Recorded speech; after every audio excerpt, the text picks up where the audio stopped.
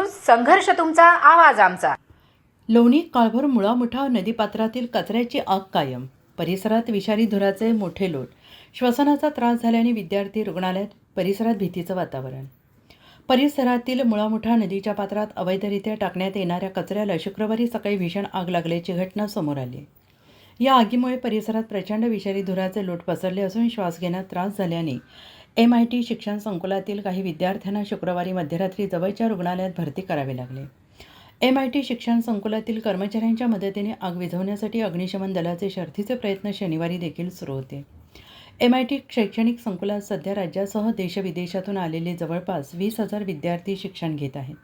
त्यापैकी जवळपास 5,000 विद्यार्थी आणि 1,000 कर्मचारी शैक्षणिक संकुलाच्या परिसरात वास्तव्यास आहेत.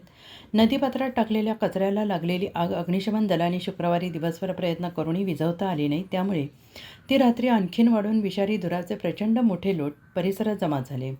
त्यामुळे वसतिगृहातील तसेच परिसरातील नागरिकांना श्वास घेण्यास त्रास होणे, डोळ्यांची जळजळ होणे, घसा बसणे इत्यादी त्रास झाला.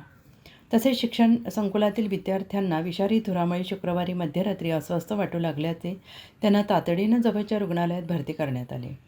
विषारू वायूच्या लोटांमुळे परिसरातील दृश्यमानता प्रचंड कमी झाली आणि याचा परिणाम शनिवारी पहाटे पुणे-सोलापूर महामार्गावरील वाहतुकीवर झाला.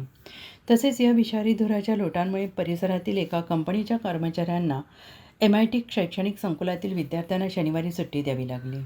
शनिवारी परिस्थितीचे गांभीर्य ओळखून लोणी काळभोर आणि कदम वाक वस्ती ग्रामपंचायतीचे सरपंच, जिल्हा परिषद, पंचायत समिती सदस्य, पोलीस पाटील आणि स्थानिक अधिकाऱ्यांनी घटनास्थळी भेट देत परिस्थितीचा आढावा घेतला. स्वच्छ भारत मोहिमेच्या पार्श्वभूमीवर देशभरात स्वच्छता आणि नदी संवर्धनासाठी प्रयत्न सुरू असताना लोणी काळभोर येथे मात्र पुणे शहराची जीवनवाहिनी असलेल्या मुळामुठा नदीपात्रात मोठ्या प्रमाणावर थेट कचरा टाकून तो जाळण्याचा प्रकार अनेकदा उघडकीस आला आहे.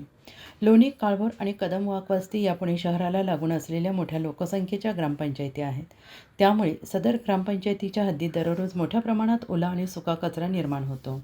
परंतु या ठिकाणी कचरा संकलनासाठी जागा तसेच कचऱ्यावर प्रक्रिया करण्यासाठी तांत्रिक प्रकल्प आजमितीस उपलब्ध नाही.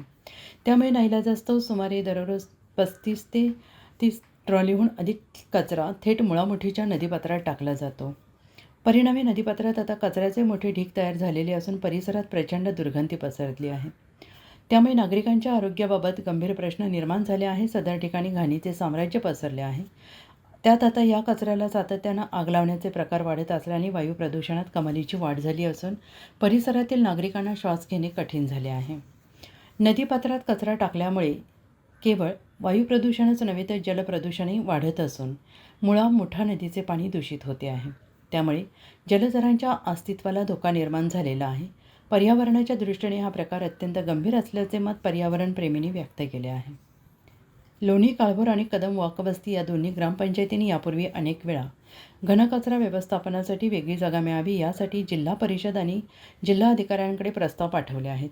तो अद्याप शासन दरबारी प्रलंबित आहे.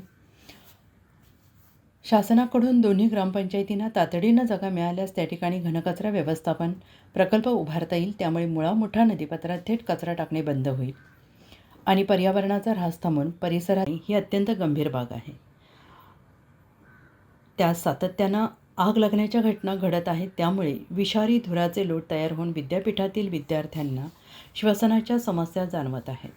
जिल्हा प्रशासनाने या विषयाकडे गांभीर्यानं लक्ष देऊन तातडीनं हस्तक्षेप करावा. नदीपात्रात अवैधरित्या थेट कचरा टाकणे त्वरित थांबवण्यात यावे.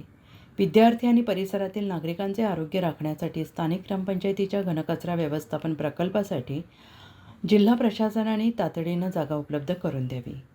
डॉक्टर महेश चोपडे, कुलसचिव, MIT ADT विद्यापीठ, लोणी काळभोर, पुणे.